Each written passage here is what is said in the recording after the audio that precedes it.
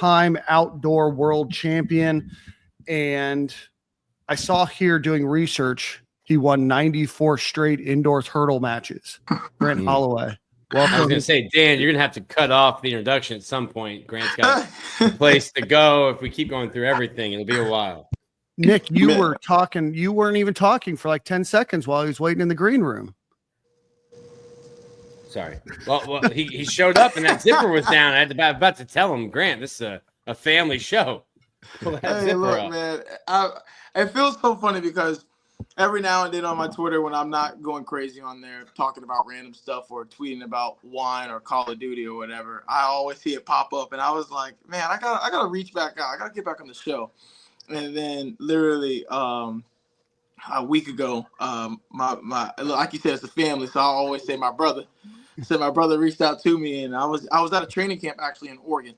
And then now I double back, and now I'm back in Gainesville for 2 or 3 days, and then I get going to Paris. So definitely glad to be on the show. Thanks for having me, guys. You guys are doing big things here in Gainesville, and I'm glad I could be a part of it. Well, it's good to have you back, man. It's been probably 4 years. I think it was before you went to that 2021 Olympics that we last had you on, and we didn't even have video back then. We just did it all over the phone. And so it's good to have you back. 2-time Olympic medalist, and now you've got Paris in the not too distant future. Talk to us a little bit about what you've been up to over the last couple of years, man. Yeah, man. Like I said, the introduction was hilarious. I don't know if they saw my reaction while I was in the green room or not, or if I was already live, if I was in the green room. But I think the last time we did talk was either right before. Hello, KD. I have that same problem when I'm potting, man. Yeah, exactly. I don't want no problems with that. But I think the last time right before we talked was either before or after Tokyo. Like you said in the introduction, I had got the silver there. But man, life after that silver medal has been quite different. I could say. I think that silver medal definitely humbled me in ways that, far from the track, that I could be thankful for. I think it made me a better man, fiance now, as of 2 months ago, to Katie Chronister, the best left-handed pitcher to ever come through Florida. But no, the silver medal definitely changed. So ever since then, I've been to 22. So that was 22 indoors, 22 outdoors, 23 outdoors, 24 indoors. So I've been to 5 major championships, and I haven't lost one since. So I'm going to proclaim that now. We got world championships here in September. I'm going to proclaim that again. Hasn't been the best start to my season. I think after that Olympic gold, there's been a little bit of a lackluster start, as I can admit to. Kind of like Rory right now on the PGA Tour. Ever since he won the Masters, he's been like, all right, is this the Rory that we know? So I kind of like to put myself up there with him. But man, it's been great. Life. I'm setting myself up for life after track, which is also great, man. And hearing you guys talk about SEC football. I'm a huge golf fanatic, wine connoisseur. I love my brown, whether if it's coffee or bourbon. So I'm all over, man. So life's been good. More so on the athletic side, it's been great. But I'm slowly becoming that old head on the track. At the track now, I'm the oldest. They hitting you with unk? Say that again. Are they hitting you with unk? Not yet. Okay. I'm the old man. I didn't get hit with the unk status yet. But I know it's coming.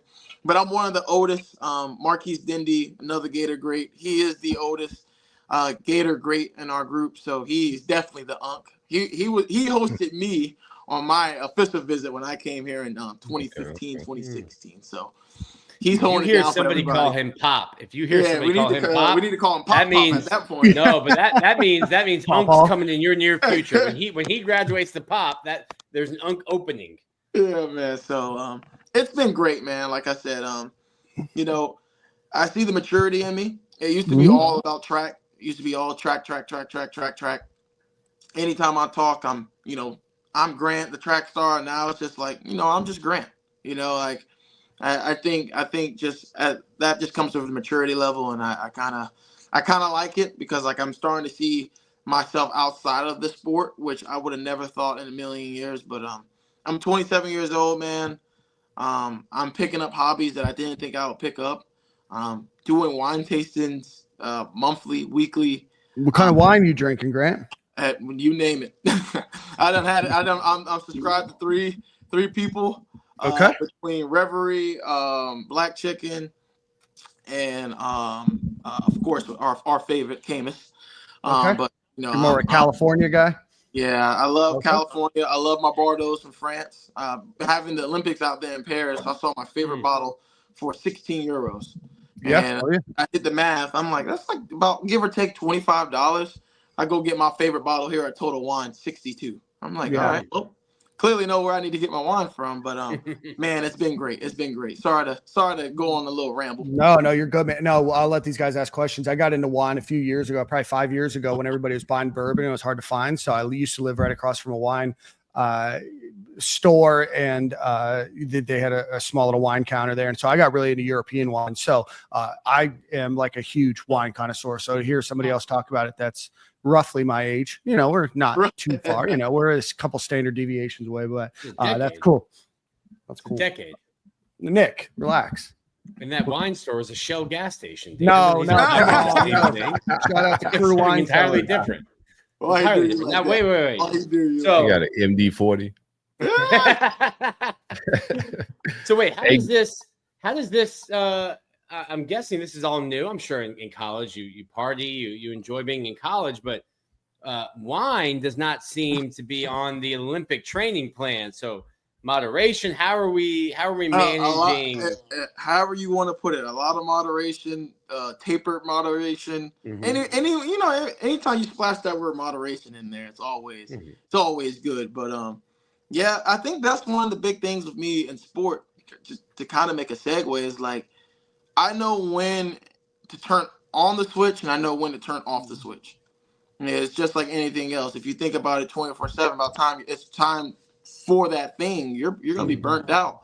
Yeah. And I think that's the main thing is like you come home, you take care of your body, you watch your film, you figure out what you can do better, and then afterwards, that's it. Turn off that switch. Go be Grant the high handicap golfer that shanks balls all the way into the trees.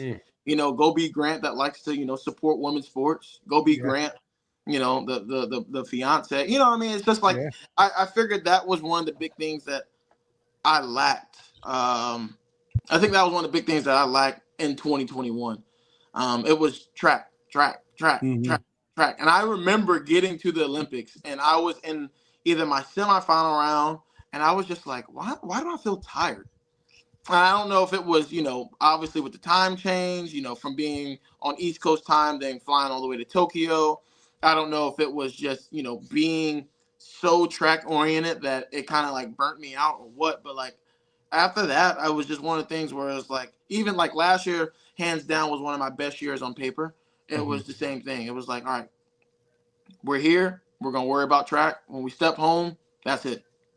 Watch your film, stretch, feel good for the next day for practice, and then turn off the switch and then go do something else. What when to 2021, I was counting the gold medals before it happened. So when you didn't get the gold and got silver, I was shocked because you was dominating, the whole way leading up to it.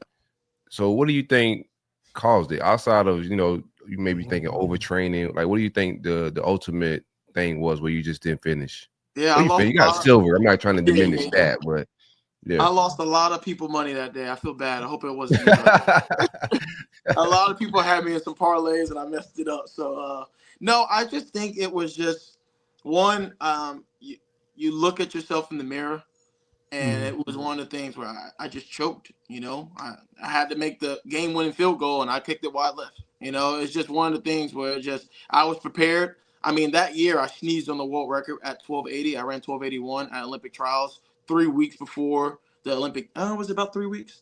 Let's just say a month before the Olympic Games. And I just didn't get it done. But that day taught me that, like, you can't. I've always said after that, you can't play track and field. You gotta be able to run it at that stage. And Hansel Parchment, great friend of mine. He gave me some signed spikes. It's all up on here, display on behind me. But he just ran an awesome race that day, his season best going into that meet. I want to say it was like 13-14, and then that day he ran 13:04 for a gold medal. So I can't knock him for not having a great day. If I would have ran any time that I ran at trials, I would have won. So it's just one of the things where, the immaturity set in. I wasn't ready for that moment. But then I had to revamp my team. It was a lot of people that were in my corner that were yes men and women. They had to get the X, and I had to bring some people onto the team that basically, wasn't going to tell me what I wanted to hear. They were going to tell me what I needed to hear.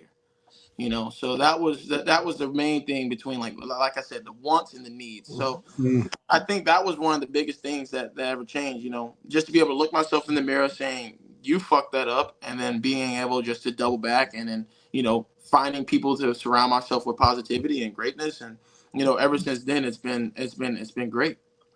We've got about a year before the next Olympics, Paris 2026, right? No. 28. Okay, so we got a few years before. My bad. I just read in your intro. You're thinking Winter Olympics. Thinking about the Winter Olympics. It's a big hockey guy. You're not doing the Winter Olympics. You're not doing like bobsled or anything. I wish I was. I'm not doing anything. I'm gonna take 2026 off. I'm not gonna take it off, but like I have some other stuff in mind that I kind of want to do. It's still gonna be within track, but I'm gonna definitely try to go out my comfort zone and figure out, what can I do to recharge this track and field battery? Because I've been going nonstop since I got obviously high school, but I don't really want to bring up the old. Back in my day, Go ahead, Unc. Come on, Unc. But I've been going nonstop since 2017, and that's been one of the things. Like 17 national champion, 18, 19, obviously 2020 COVID was the national champion, and then you take 21, you see a silver medal, and then you just keep going from 22 till now. It's just nonstop, just going. Yeah. So I want to find something that I can revamp and recharge my battery. And then, obviously with that day coming forward, I'll be ready. Do you want to announce what those are? We got Aiden Meisel's dad, Will. Aiden's a wide receiver on the football team. He's asking if you wanted to do the 400 hurdles. Will ran track at US too, man. That sounds like is not on the docket. I have challenged Ry Benjamin, Olympic gold medalist, and Carson Warholm, world record holder in the 400 hurdles, previous Olympic gold medalist. There's some talks that we want to do some type of 200-meter hurdles, or we want to be able to, throw like a little curveball into that track and field realm where we can get people to watch. And I think that's the biggest thing. Like, I want to be able to do something that people will be like, okay, Grant can actually compete in this event. The biggest thing is it's a world indoor championship next year. And I can say I'm not going to run hurdles. So I got to find an event that I can be competitive in, and that I can bring home, keep the streak going, coming home of bringing in world titles and world medals coming in. We need to get like a 200-meter, what is that, steeplechase? 200-meter steeplechase would be good. Like every 7 meters. Just jump. Everything's in water. Yeah. He also said that you could set a world record in the decathlon if that's something that you're looking to get into as well. What is how do you mentally prepare? So you said that maybe the season didn't start out, or your training hasn't gone maybe the way you wanted. How do you mentally get back to that point where you're like, I know that I am the 94 straight time indoor hurdle winner? Yeah, so it takes a lot.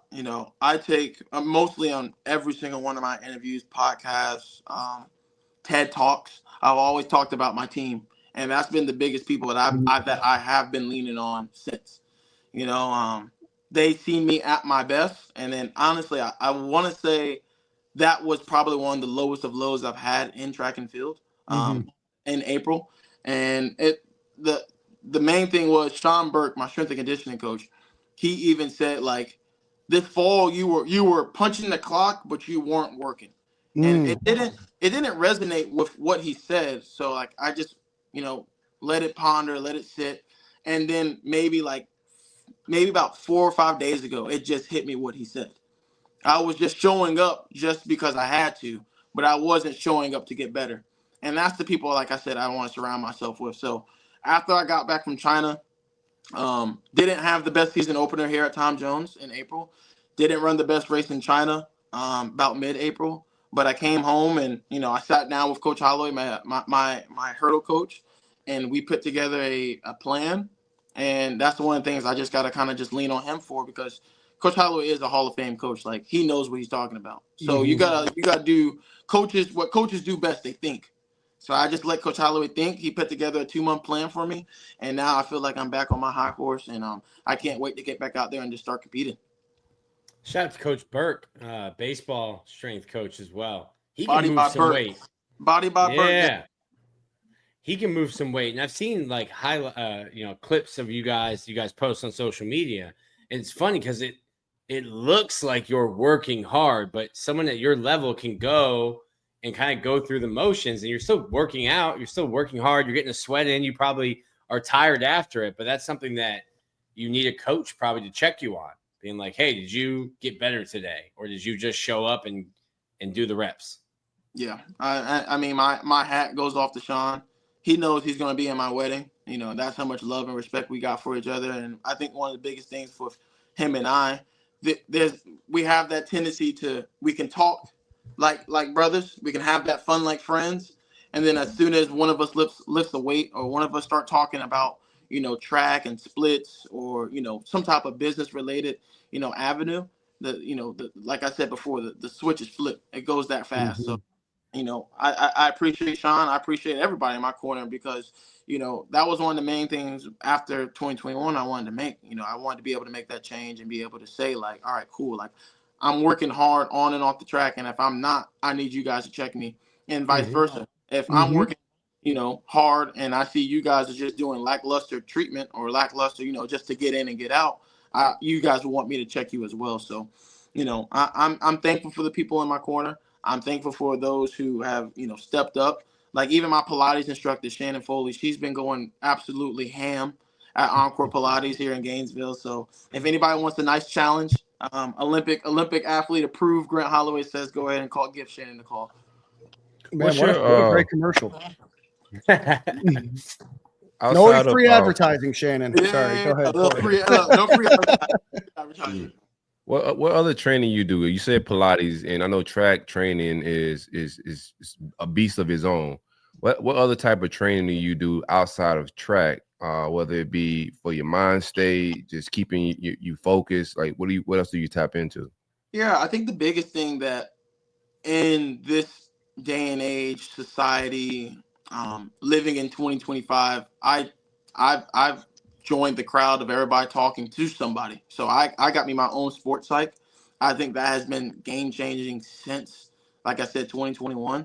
That's one of the things that I take pride in saying. And it's not, I feel like at one point talking to a sports psych, it was like, oh, what a little girl. What a you guys know what I want to say, but I ain't gonna say it. I don't know. I'm gonna be good for our audience, but like, I just think it had that stigmatism for a long time. Like, even my parents, like, there was no like, oh, I feel like I'm sad today. My parents even would say, like, you wake up, you go to the track, or you go to the football field, regardless if you feel good or not. Yeah. You do whatever you got to do, and you leave that internal. Yeah. So now I'm able, I talked to him, Dr. Ross out there in California. He's been game changer for me. Even this time right now, and even leading up to Olympics, he was challenging me. He was like, don't go out there and make the Olympics at, a different track meet. He's like, what was your favorite track meet as a little boy? And I remember I told him it was field day. That's when I first got in love with hurdles. It was just someone just set up some little plyo sticks, and we were just running as fast as we can. He's like, I want you to go out there, and when you see those 80,000 fans, you think about field day. And I walked out there. I was like, what the hell am I thinking about field? Oh, I see what he did there. And it just took that load off. So, sports psych training is good. Like I said, I'm doing Pilates, and then like I just live in the treatment room. As I mentioned before on this pod, I'm getting old. I'm getting up there, so I got to be able to take care of my body to the fullest. And that's one of the things that I have to do. So I live in the treatment room. I get treatment 4 or 5 times a week. Somebody is doing some type of manipulation to my body, and I go home and I rest. I make some good food, or Katie cooks some good food for us, and we get on for a day. Well, I want to get back off the track. Katie, new fiance. What was the engagement like? Well, if I tell the real story, she'll be upset. So I'll say the real story for when it's just us. And Okay. But no, man, it was great. As if you're a Gator fan, you know we've been kicking it since 2017. So it's been great, and it was just time, man. So we went down to our favorite restaurant in Orlando, Hillstone. If you haven't tried it and you're listening, there's your date opportunity right there. Yeah. If you're in Gainesville, about an hour 45 drive. If you don't hit no traffic in Ocala, You're going to hit traffic. You're going to hit that traffic. You're going to hit traffic. That's happening. But no, we went. Not all of us are as fast as you, Grant. We're hitting that traffic in Ocala. I'm fast, but I ain't that fast. I hit that Ocala traffic too many times. But no, we went down to our favorite restaurant, and I had one of my best friends, Luis Gomez, take some pictures of us during out the whole night and the whole day. And I popped down on one knee in the public, got a standing ovation, which was I was more nervous about that standing ovation than the standing ovation after the Olympic gold medal. So that just puts it in perspective, man. And it's been great, Life after that, it's been weight lifted off of both of our shoulders, and we're both just trying to figure out ways to continue to keep each other happy, and I think that's the challenging part now. How long were you guys dating before? 2017. Do the math. Look, I got the. Hey, look, I got married. I just say we've been dating 10 plus years, and then look. I was we're coming up on 2 years of marriage, and about a year, 10 months before I popped the question, I got I won't be your girlfriend this time next year. And I was like, ooh, okay. Yep. All right. Time to let's get it going. time to go find a jeweler, I guess. He got bullied. Hey, look, that's the definition of bullied. I love it, man. Well, Grant, we're going to let you run. Thanks so much for joining us today. Remind everybody where they can follow you on social media, man. Best of luck with everything as you get ready for Paris in 4 years. Hey, guys, thank you so much. Can't wait to continue to, support you guys.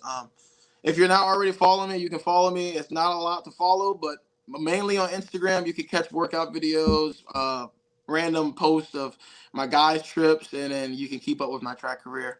But at Flamingo, 2 A's, 2 O's, and 1 underscore. So FLAAMIGOO_. All platforms, except for TokTik. I was told not to make a TokTik. Yeah, me either. We're too old for that, Grant. We're too old, man. Well, we really appreciate it, man. Best of luck with everything. Continue that streak, and we're gonna have you on in the not too distant future, man, and continue to keep up with you. Best of luck with everything, brother, and we'll talk soon. Hey, right on. I can't wait.